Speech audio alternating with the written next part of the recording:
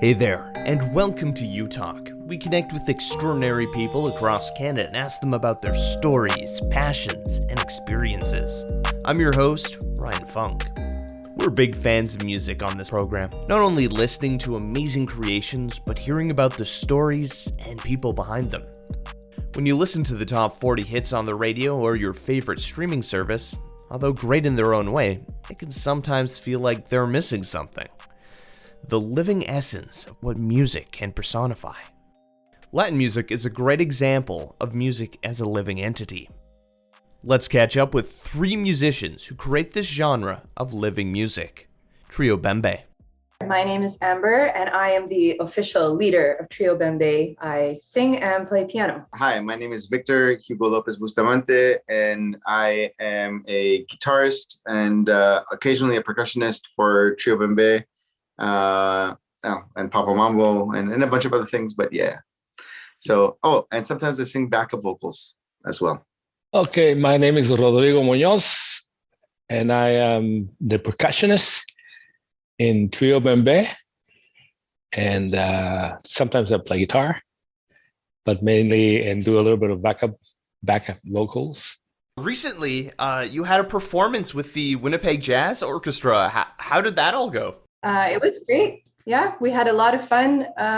Usually it's just three of us, but then there was like 20 of us. So that was a lot of fun. Well, I think it's also fun because we get a chance to sometimes do gigs with the guys that are from the WJO. And, so there's already a rapport there. Like everybody, all the musicians in Winnipeg, not all, but vast majority know each other. So, we get to joke around and have little in-jokes and stuff like that. And, just regular people that know each other kind of stuff, Yeah, it was quite a love-in for the most part. Like Victor said, we all know each other. We played before together, and to have some of our tunes that we usually do just as a trio, all of a sudden, bang, with the full orchestra, it's wonderful musically, and it was also, of course, wonderful to be in front of an audience, in a theater. We haven't done that yet, guys, right? We've been playing gigs little things here and there, but yeah. The only other theater was a completely empty theater with a concert hall. That was something else we did earlier in the year. With the WSO. This one had people in it, so that was very nice to have a live audience. I guess it's really good timing as well, getting that audience, big orchestra all together, right before, as we're seeing in the news, we're in uncertain times again. Last year we were supposed to do this concert last December, but we had to cancel it or postpone it because of COVID, and looks like we just slipped under the wire. So yeah, we're very grateful that the timing worked out that way. So the concert was called, I'm going to butcher this, Felices. Come on, you never heard that word before? Fiesta? Okay. Phil, I've heard fiesta, Felices? but Felices? Yeah, like Feliz Navidad, but a little longer. Happy. Got it. So are holiday festivals and traditions important in Latin cultures? Absolutely, yeah. I think maybe I don't want to say all over the world, but yeah, for sure in South America there's tons of traditions. But I mean that comes with a mixture of Spanish influence, of I guess I want to say imperial influence, but also indigenous influence, right? So it's a mix of all those things together. Yeah, tons of, there's La Fiesta de la Tirana. Yeah. What's that? That's in the north of Chile, and also it's shared by the Andean nations like Bolivia, Peru, and Argentina as well. So it's a religious. So there's often times a mix of Catholic religious influences with indigenous religious influences and stuff like that. So the marriage of those two create for really, really colorful and bizarre but wonderful festivals and yeah, in Cuba or some of the Caribbean countries that happens as well, but with the African and the Hispanic, and then you get things like Santeria, but they have their celebrations. Carnivals. Damn. But we do get together to celebrate at for the new year, for the end of the year celebrations. But also Latin people, we love partying so much that we spread them around all over. It's just never ending festivals. Yeah, when I was in Puerto Rico at Christmas time, they have something called parrandas, and it's like 2 or 3 weeks of Christmas celebrations, and your neighbor will have a party with lots of food, and you go there, and if you play an instrument and you play some music, everybody's having a great time, and then an hour or two later you go find another neighbor's house, and it's just like a party every night for like 2 weeks, and they just love celebrating and being with their family and friends and making special food, and I knew some people there, so I was going to the party and playing maracas and singing, and it was a lot of fun. From the people within the like Afro and Latin communities, they have just a love for coming together, and just it's so great to see that love and excitement and just like energy that you don't see in some places. Like some Western traditions are pretty laid back and pretty well conservative. I think the difference is like, I mean, in Western cultures or North American cultures and stuff like that, a lot of things tend to happen like, well, it really depends though. Like if you go to like a small community, you might have the whole thing happening in a town hall or whatever, right? Where all the community gets together.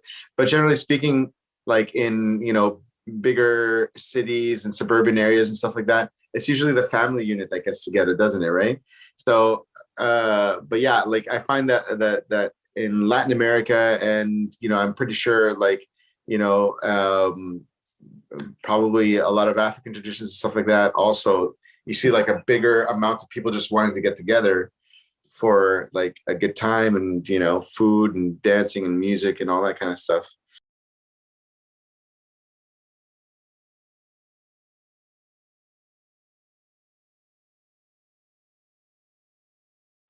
Yeah, so we've known each other for many years. Rodrigo also leads a band in Winnipeg called Papa Mambo. It's a 10-piece salsa band. So we met through joining Rodrigo and playing in that band. I met both of these guys when I was studying music in university, and Rodrigo and Victor have known each other even longer. And I grew up in Steinbach, not knowing anything about Latin music or Latin people. And so when I started studying music at the U of M, I met these guys, and I was like, oh, what's this? I like this. So I started following them around and sitting in and learning about the music. And that was, 10, 15 years ago. And now we're playing together many times, every week, every other week, playing gigs together. From what I remember, it's that Amber started playing in Papa Mambo, and then after a little while, she wanted to do, of course, continue with the band, but also wanted to do something slightly different. She wanted to concentrate, not so much, because in Papa Mambo we do mostly Afro-Cuban or Afro-Caribbean, like Puerto Rican salsa, that kind of stuff. And so Amber wanted to expand to doing things from anything that has to do with Latin, music. So which include also the Brazilian things and other countries, and not just Afro-Cuban rhythms, but other, rhythms from Latin America. And yeah, so I remember she formed the band. She called me up and said, I want to do this, but I want you to play guitar.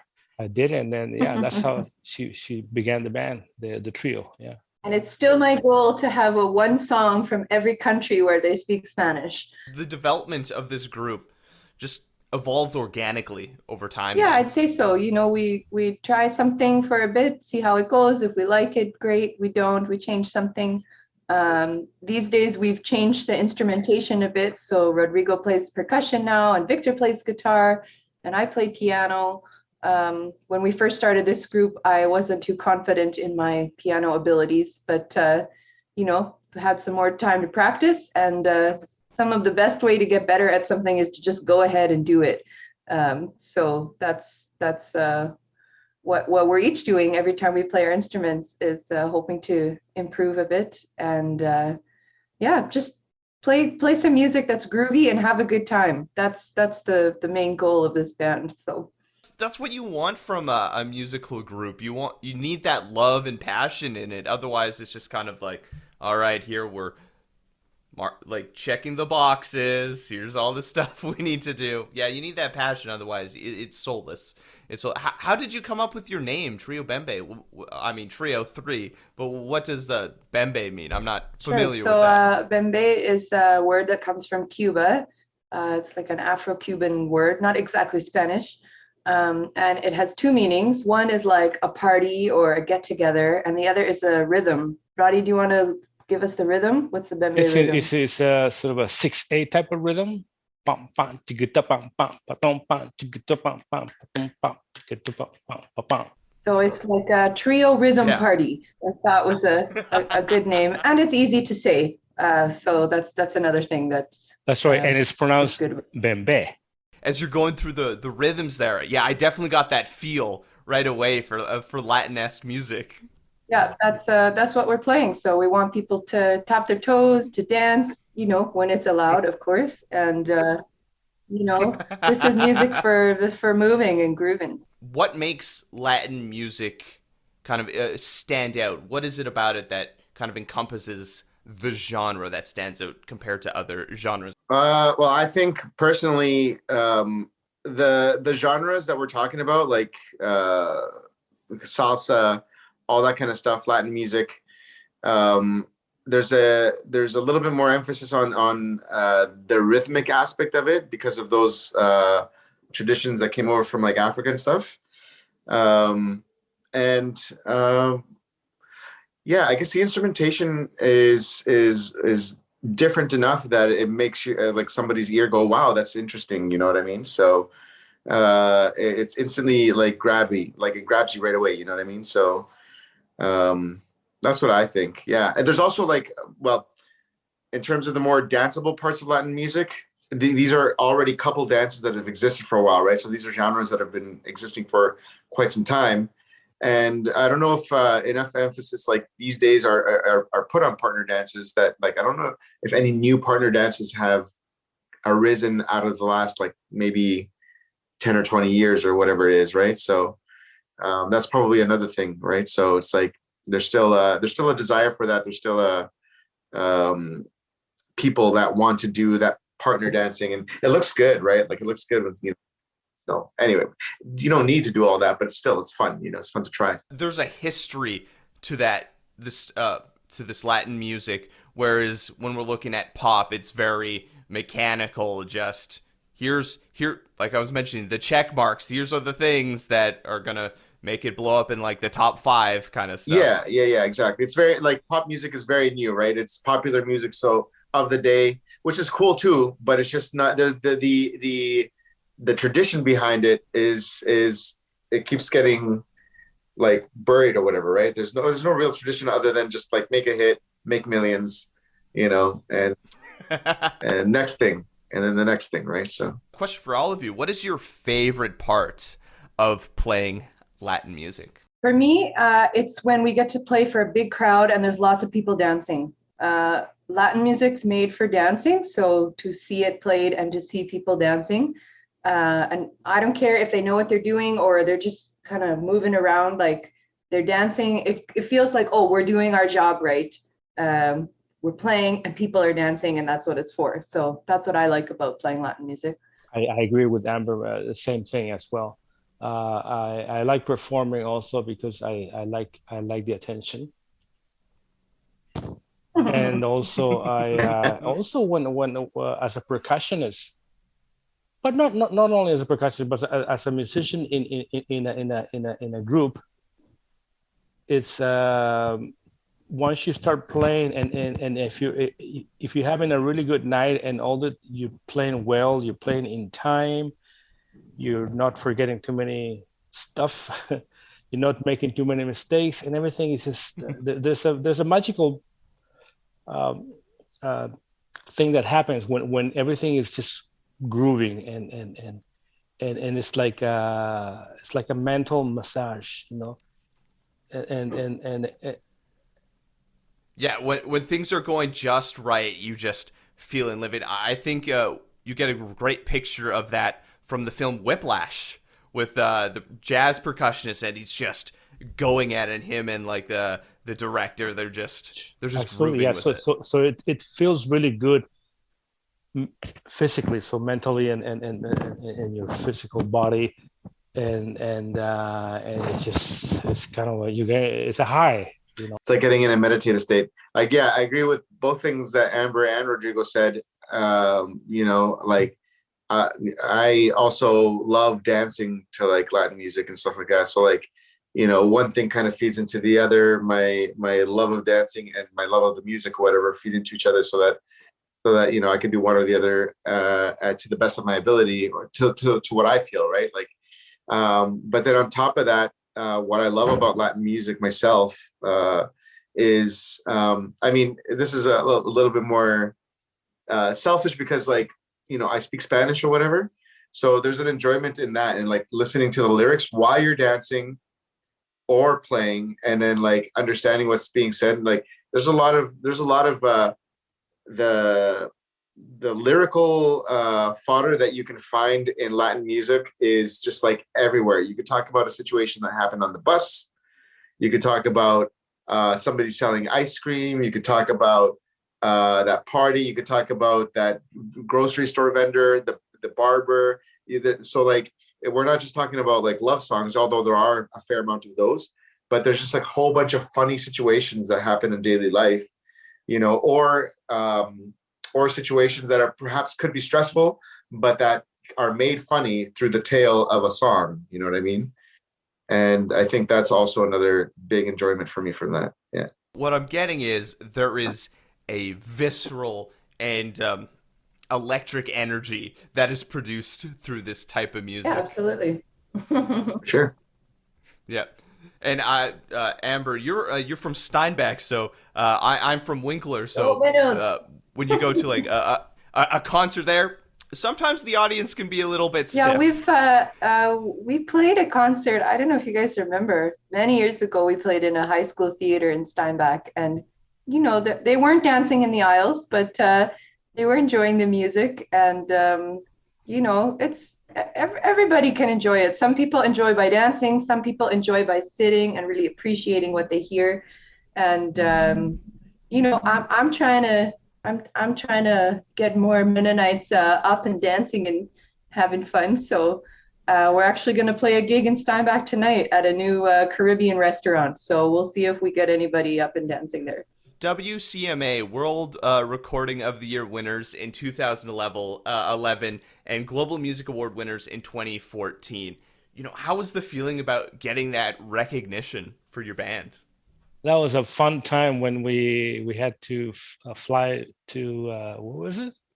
The Yukon. We went to the Yukon.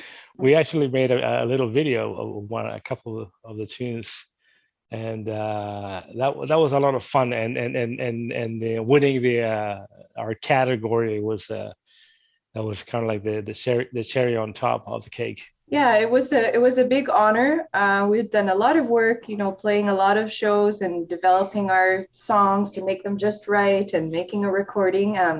So anytime something you create is recognized, be it from a big organization like Western Canadian Music Awards or from a fan that comes up to you and says, "I love the third song you did of your set. That's just my favorite." Both of those feel great.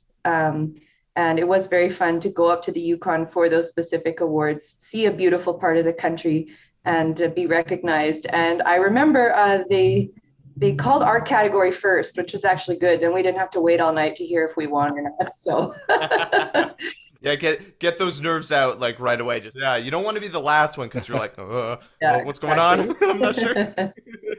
Or you could just get your award and go party. That's it. There you go. Yeah, exactly. Looking ahead, once we kick this whole pandemic behind us, we're not worrying about that right now. But what's the future for Trio Bembe? What are your hopes moving forward once we don't have to worry about restrictions? We can have full concerts, full venues. I mean, we've been able to play a bit during the pandemic, but it would be great to get back to playing some of the things that we miss, like playing the jazz festival, the Cube stage outside, having 1,000 people out there. Yeah, I don't know. Who knows? Maybe some recording in the future. I'd really like to look into some music from countries we haven't covered yet, like Uruguay or Paraguay or I don't know, Panama or something. Look into some music from some other places. And my dream one day, whether it's with music or not, I'd love to go with these two guys on a trip to somewhere in Central or South America. I mean, I might have to win the lottery first, but that'd be really fun. Maybe we'll go to Puerto Rico and join the parrandas for Christmas. But yeah, those are a few of the things that would be great in the future. And but in the immediate future after COVID, seeing people out at shows, that's our bread and butter. That's what we love to see. So that'll be great. Yeah, no, definitely. I miss touring a little bit. You know what I mean? Like as cramped as you can get in a car with 3 people and a bunch of instruments or whatever. It really is fun, and I love these two guys. So it's just yeah, something like that would be fun. So yeah, maybe doing like a little South American tour would be good too. But also, maybe hopefully I mean, probably not, but hopefully the pandemic has taught people a lesson in I want to say social funding and stuff like that. Like there's been a lot of people arguing for a basic income for people, right? Universal basic income, and this was originally the idea of the quote unquote right, like a Milton Friedman idea or whatever, right? But of course, it's been adopted widely from the left as well, because I think it just makes sense. I think it just makes sense for that to happen, and so that kind of a situation would allow art and music to be created freely and with like that. Yeah, we've what's lucky for us 3. Well, first of all, we're basically a family. We're very good friends. We know each other for a while now, and we love each other, and like brother and sisters, So it's really easy for us to usually the way I like to be in a band is when there's a very strong leader. If I'm the leader, I want to be strong, or if I'm just a member, I want someone very strong leadership to tell me exactly where to be, what to do, and all that stuff. I don't want any of this democracy in bands. But it happens in this trio, although we have a leader, Amber, an obvious leader, but because we're like a family, then it works. It works. Then we can just swap ideas back and forth, and I'm not answering your question at all, but but going into something else. But anyway, yeah. So what we the 3 of us are independent musicians as well. We do our own things. We teach. We play in other bands. So that's what we'll continue to do, and make a living. We earn a living, which is really a cool thing for us. It's a dream come true already. Whenever we can make a living out of making music, it's like we're done. We did it. You know how people talk about, oh, he did it, or it's like, what does that mean? Like a lot of people think that if they don't see your name in the everywhere or being invited to some 9-time famous show, there's like, oh, what happened to him or her, or he didn't make it. It's like, no, this just we made it already, and we would like to continue to make it after this friggin' pandemic. Success is really dependent on the person. Some people don't want their name in lights all over the place. Sometimes you want that more community-focused connection. Where can people go to find out more about Trio Sure, Bembe? if you just look Google Trio Bembe, you'll find us on the web. We've got videos on YouTube. We've got our music is on whatever platform you find music on. And what on your website as well? You have a yep, if you look up Trio Bembe, it'll take you. I've got an Amber app website, and there's a special part for Trio Bembe. People can buy music there too, right? They can find a link to where to buy music. So people can find you. Just go online, they can find it. We're out there. Look up Trio Bembe, and on whatever platform you like to enjoy material, and you shall find us. If you have any stories you'd like us to share or communities we should highlight, leave a comment on our social media or reach out to us on our website. I'm Ryan Funk. This was You Talk, and have yourself a good one.